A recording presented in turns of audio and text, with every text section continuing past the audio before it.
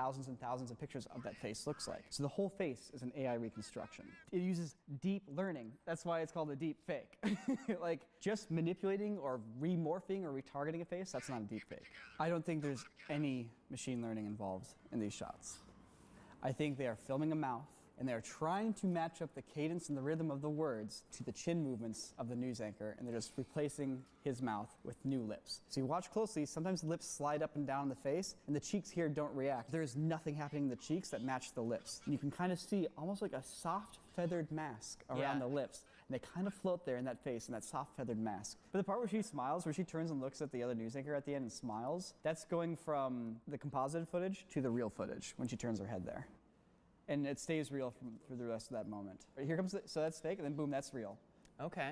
Yeah, also kind of notice how the dude's lips and like immediately around his lips are very clear. The clarity is high, and it doesn't match the graininess of the rest of his head.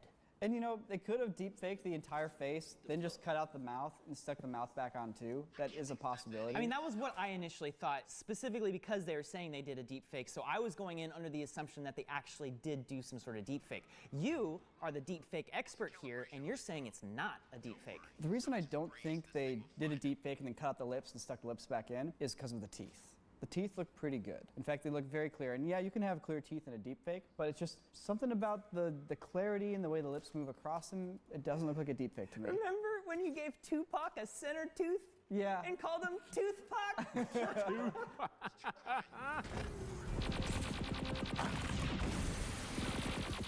So now we are looking at Terminator Dark Fate, and it's the newest Terminator movie. There's some crazy effects throughout this whole thing. In fact, there's almost too many effects to talk about, so we're just gonna look at the two main Terminators that are in this scene here. Ahí está. That's cool. Huh? What the shit? The reason why I love that shot right there is because they had the gun there the whole time, but the bag was fake. Your brain doesn't have a chance to realize the bag isn't real before it starts getting all amorphous and obviously fake. But that feels like a shot that was designed by a visual effects artist, as opposed to a director without any experience with visual effects. That guy forgot to take his green screen suit off in the background. Oh. Wait. They're gonna give him Terminator arms later. Okay. Yeah. Dude, for a moment there, I thought that was legit a mistake.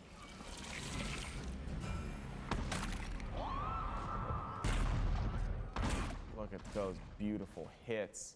God, the CG in this movie is nuts. I really like Tim Miller's work just because his understanding of like spectacle and visuals is so on point after doing all those videos with Blur Studio. That's right, yeah, Tim Miller, like he pioneered that crazy cinematic look that video games back in the day had, and he turned into an actual movie director. He directed Deadpool. They had a tiny budget, but his knowledge of visual effects was so deep that they were able to stretch all of that budget out and make a full-length Deadpool movie with tons of effects everywhere.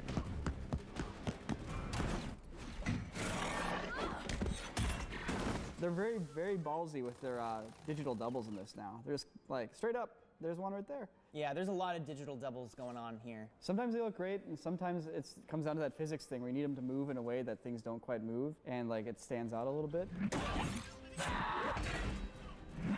But like that look like with the leg break there looks great. Like from a rendering point of view, the lighting's perfect. The cloth looks great. But like in the part where he jumps up to like the scaffolding, like he jumps a little fast and a little weird where things can't quite accelerate like that. It looks weird because we are not used to seeing real superpowers. How do you move that fast? It kind of looks wrong, but it's because we've never seen anyone jump 30 feet like that before. Yeah, I think a good example is like the Boston Dynamics demos when you see the mechanics required to operate a body of a certain weight. You see the impact and strength that's required. And if a guy was like hopping around on these beams of giant robot, he's probably gonna be knocking it over, bending and breaking this stuff as he's connecting with it. Yeah, so. That's obviously a ton of work. And also, I don't think people really care. You know, if you sat down and you're like, all right, we're gonna make the physics perfect, I don't think the audiences would really care. They're watching robots fight. Like, the point I'm trying to make is it's always been the case in movies that physics get violated. Okay, sure.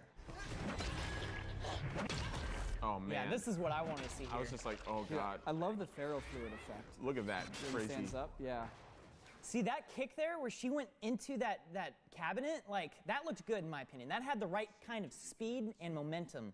The head bonks, oh, that is brutal. So this is a thing where they actually did several different takes, one with the real actor. Like when she's like slamming the thing into his head, she's actually hitting a pad that's on the ground. So she's able to give all of her force into the actual motion of it. And then they filmed a separate plate with her not in it, of him just kind of reacting. And then they add all the visual effects with the digi-double and then composited it all together. I feel like they do a pretty good job of like selling the kind of power someone with an incredible amount of strength has when fighting another person with an incredible amount of strength.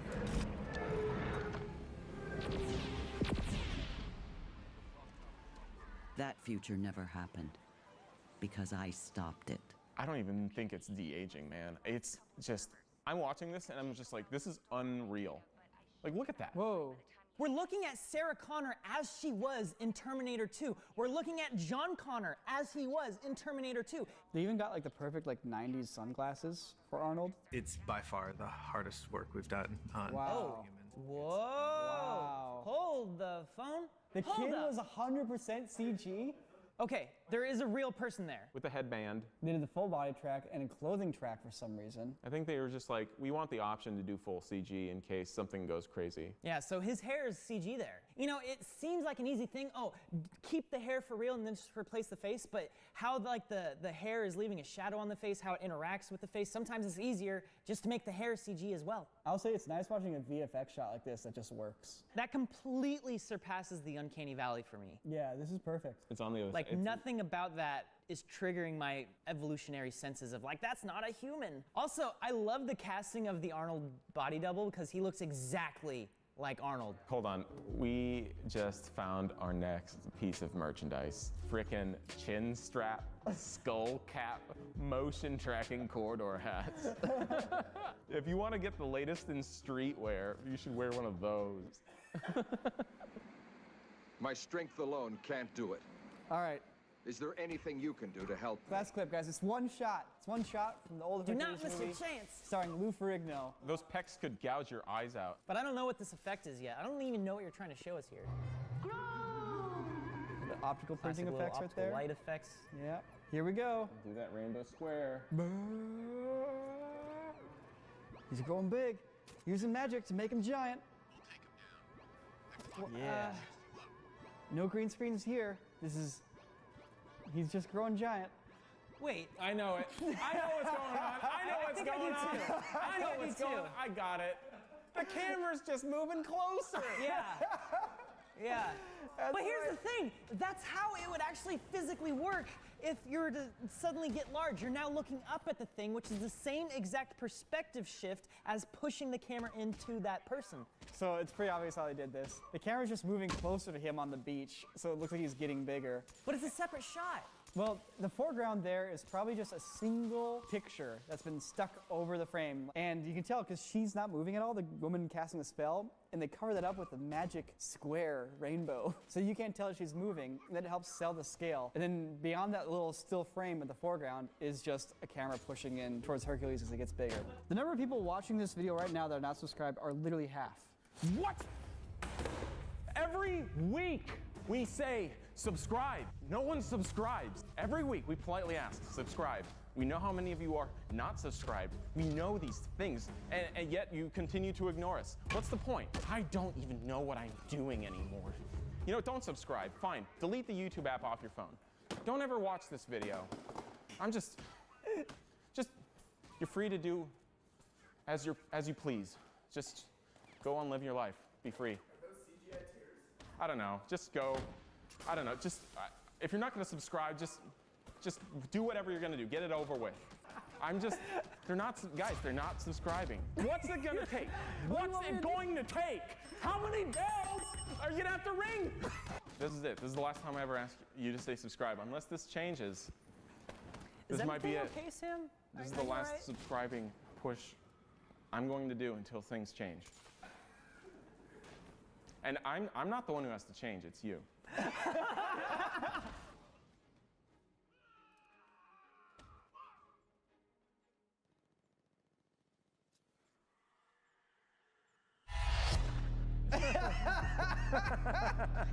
They did a great job matching the lighting on the green screen elements, the Titans. She gets so tiny as it flies away. You notice that? There's two opposing concepts happening at the same time. Hello, welcome back to another episode of Visual Effects Artist React. I'm here on the couch joined by Ren Weichman and Sam Gorski. Hey, everyone's now sleeping, Nico. Wake the f up, because these clips aren't what you think they are. Go outside and run a mile, turn up the brightness on your phone, maximize the audio, and let's watch some clips together. Let's be honest, they're eating Cheerios on the toilet right now. We have some incredible clips today. We're going to be breaking them down, what we like about them, what we don't like about them, and some behind-the-scenes looks to figure out what's really going on. I'm not on the menu. Oh, going straight into the afterlife, huh? Resident Evil. So this scene was requested in the comments. I had seen it before, and we have to do it today, finally. I told you I'd be bringing a few friends. You should have brought more. Oh, let me guess, this was a 3D movie. Oh, definitely. Resident Evil Afterlife in 3D.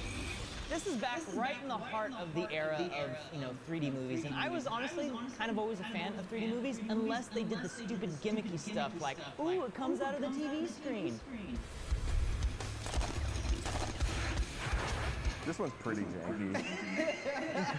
First thing I'm noticing is that this actor cannot move his neck. Notice how every time he's moving, his face is always straight forward. He's moving with his chest. Yeah, he's definitely cast because he looks like the game character, and that's about it. What's going on here is there's two opposing concepts happening at the same time. He's moving super fast, and he's moving super slow. Which is like, are we quickly dodging the bullets, or are we dodging them in slow motion? In this one, they're like, both a little bit. There's no bullet trails in the shot. If we're looking at just this shot out of context, it's just him going, huh? And then disappearing to another spot going, huh? Yeah, like maybe add sparks or something in the background of like where he's shooting, I guess. Also, here's another thing that it's not quite VFX related, but it has to do with the camera work. You notice very frequently whenever like a visual effects shot happens, they just do like a locked up like tripod shot. So like suddenly, no longer are you using the camera work to help emphasize the effect or the motion or whatever, and you're just left with like the most raw form of the action on screen. Even just a simple punch in and like reanimating the shot afterwards would have made this shot so much better.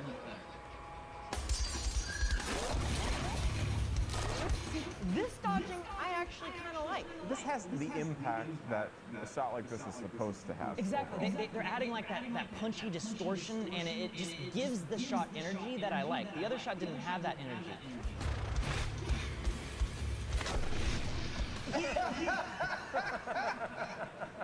The laziest bullet dodge, like. He didn't even dodge it, it's just missed. And she shoots again, but they just like ignore it. Dang. It's the world's longest muzzle flash, too. It's just like, it shoots and then like glitches out and sticks in the air for a while.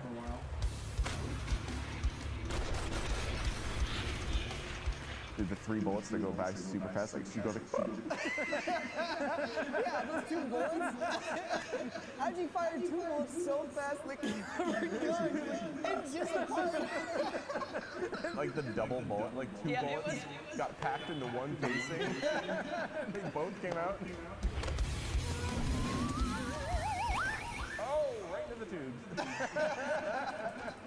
There's a lot of wacky things going on here, but that's because it's based on a video game, and there's a game cinematic that's from the series that's really similar to this. Wait, really? So you're saying most of the choreography from the scene is based on a game cinematic? Oh my goodness, it is. Oh, but he starts moving while the glasses distract him and uses that time to run in. Oh, that was way cooler. In the movie, it's like literally just a fast blur. It's a very feathered blur, which doesn't look very good. But this one, it's got like directional spikes in the blur. And it's an actual like smoke element too. His poses are way more dynamic, and the camera's rushing in, and he's rushing in, as well as the other guy's rushing in, implying aggression and confrontation. That slide was so much more intense, like with the code flaring out and everything. They even had the freaking neck crack after he like got hit. It's pretty crazy, right? Seeing how close this is. You know, I'm gonna give filmmakers props for actually trying to copy some of the stuff in the game. The dogs do look pretty good. The shading, the contrast, all looks very realistic.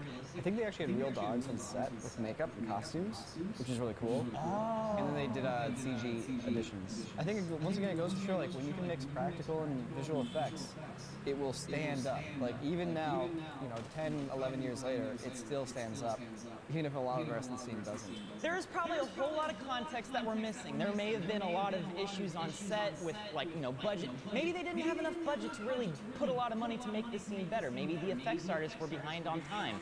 Who knows what happened, but at the end of the day, we're sitting here having a good time watching the final results. Look, we've made bad stuff too, and we still watch it and laugh at it too. Like, we can all enjoy the process.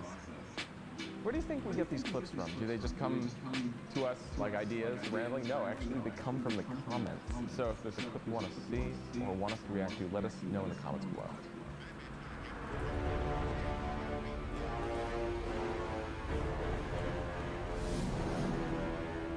We went to the American premiere of this movie, and we walked away changed men. It's like so fundamentally different from the anime and the manga. Like the characters are completely different. The only thing that's really the same is the fact that there's a wall and there's some big titans. It's pretty wacky, but there is some cool stuff in it, and there's some not so cool stuff.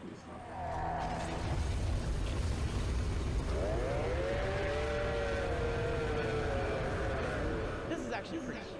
I will say, the Colossal Titan in this movie is pretty cool.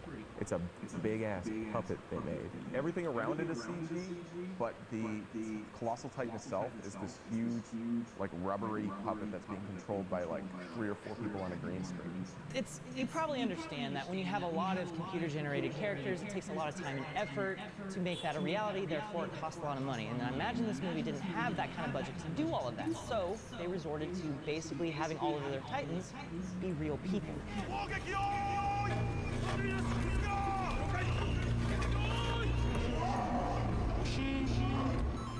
Dude, the gluttonous Titan, there he is. Dude, look at those prosthetic eyes. That entire eye strip there was prosthetic to make the eyes weird. Okay, they're at least doing that because the whole thing about the Titans is that they are weird. They did a great job matching the lighting on the green screen elements of the Titans. That is true. That is absolutely true. It doesn't look that bad. That shot right there of her on her knees and whatnot, The angle's really good. I do think a lot of the pre-production on all the compositing work is really well done. Like the thought out camera placement, the placement of the lights is incredibly important when you're shooting green screen elements. And they're also filming the Titans in slow motion, which is another layer of planning that you have to do. It's like if you're gonna okay, my actor ran from here to here in 2 seconds, we're gonna film the Titans at a scale of 3 to 1. So we're gonna have them do that action over the course of 2/3 of a second and then slow it down to be 2 seconds. It's complicated stuff, and they're doing a really good job of it. Whoever basically, supervised and executed these visual effects scenes, they know their compositing and scale and all that kind of stuff.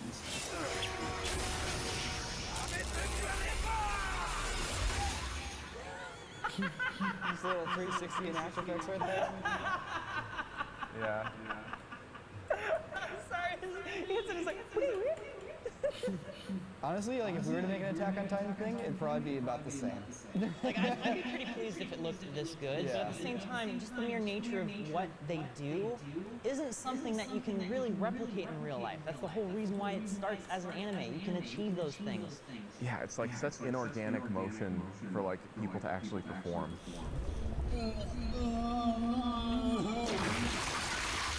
Okay. But it doesn't make any sense. No? Okay, anyway.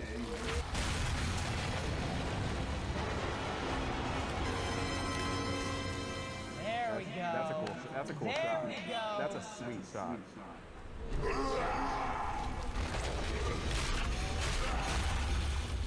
We're in full Power Rangers now. Yeah.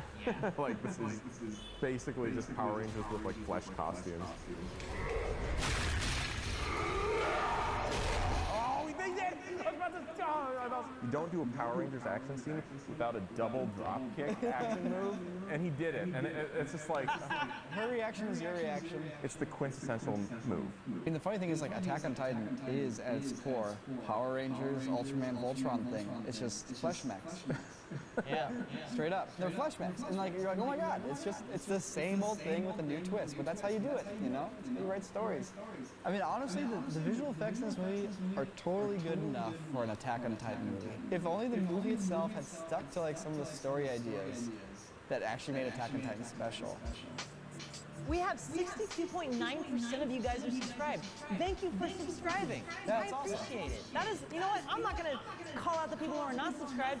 All of you that did subscribe, I see you, and I thank you. Except, I see you, Kevin. It's about time to subscribe. We know you're not subscribed, Kevin.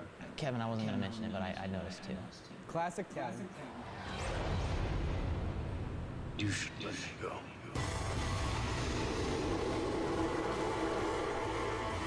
This movie is called The Day After Tomorrow. No! No, that's War of the Worlds. War of the Worlds. Wait, no! God dang it! This movie is called The Day the Earth Stood Still, the other Keanu Reeves movie. It's time for some helicopter VFX jank. Let's do it.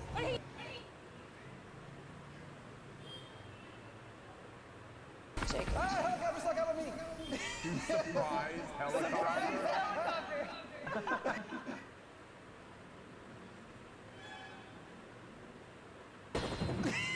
He gets so tiny as a flies away. You notice that? Oh my goodness! She shrinks. What could have happened here, and this is random speculation. You know, they have a film element, some helicopter scale, okay, and I'm gonna go to the end of the shot, the helicopter scaled down about 50%, so I'll scale her down about 50%, and maybe it kind of fits. The thing is, when something's moving away from you in 3D space, it gets smaller, you know, in a two-dimensional composition, but it's not a linear, like, shrinkage. It works more like a curve. So, like, it'll shrink down quickly, and then little by little shrink slower and slower. So maybe there's a mistimed shrinkage, and, like, she's linearly scaling, and the helicopter's... It's like an inverse. Yeah, inverse. Inverse exponential, yeah.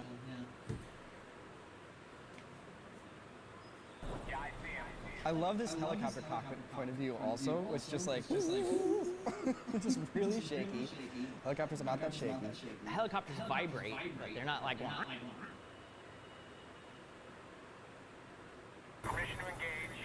Also, the thing that you always see with like fake infrared view is like the infrared following the light. Like his hands. They should be orange like his face is. Yes. They actually do have the legend there, so you can. Right there, I'm looking at it. They're implying his hands are 40 degrees. His face is at the right temperature. Yeah, his face is at the right temperature. And then his suit is like Arctic, like legit 0 degree, like freezing temperature. And his hairline is like searing hot.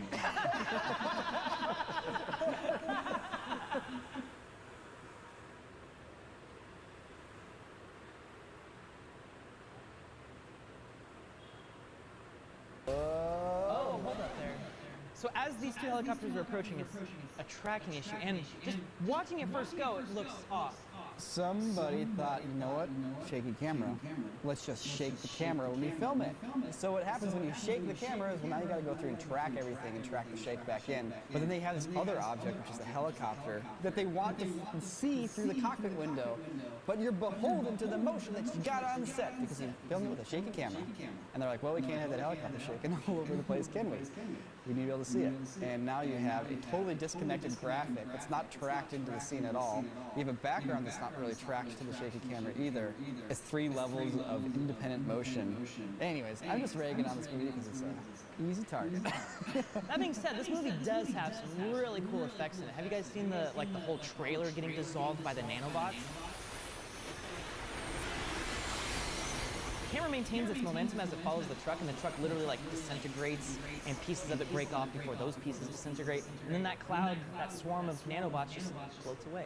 I love it when CG is used to do like more abstract things, like having a truck disintegrate. This is a great visual effects shot. Yeah, no, this is amazing. The nanobot stuff is really cool, but definitely feels like there's some time and budget constraints for the other shots, and they get a little rough. Well, what usually happens with movies like this is that there's a bit of a priority breakdown for like what shots get the most love, you know? I bet it was probably just one company that did all of these shots, and they were the priciest company, and that's where most of the budget went to, and then they had to sprinkle the rest of the budget to everyone else doing all the other effects in the movie. Yeah. That would be my guess. Everyone freeze, it's an emergency green screen hoodie, which is now on sale at CorridorDigital.store. Inspired by the emergency green screen blankets, we've now realized, wait a second, what if you want your green screen with you all the time? Now, before you skip, look, you're probably saying, hey, Sam, I'm already wearing clothes. Why do I need new ones? Well, let me tell you why. First off, just take a look at this beautiful Bosstown Dynamics design. Did you know this is one of the fastest selling designs in our store's history? Well, they're back and ready for you to pick one up.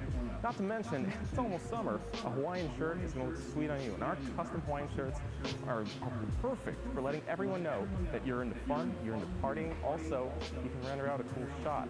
And once again, this is not all we offer. We have tons of other great things to show your support for the channel. Water bottles, hats, jackets, more green screen gear. These sweaters, super comfy. Every single person who has purchased a hoodie, you can go straight to them and they'll tell you it's one of the most comfortable hoodies they've ever worn. Head on over to CorridorDigital.store and pick one up now.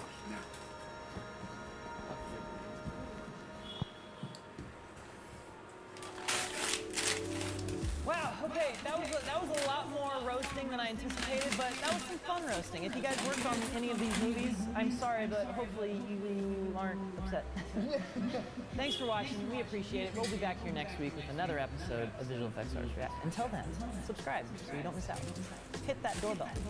Ding dong, that's the sound of you who has just subscribed. Thank you.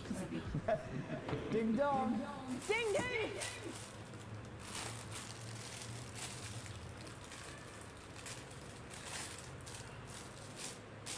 This week on Visual Effects Artist React. What? We got a cool water croc scene. Yeah, it's awesome. We got the Bourne Ultimatum. This movie's getting real ill, but this little run shot that's incredible. What? No. Sam has a clip today that he showed us. We thought we had it. It was a trap. Oh my God. No! Holy. Wait! We got the new Super Mario Bros. Movie coming out, and I think it's time we take a look at that. Oh, what a perfect time for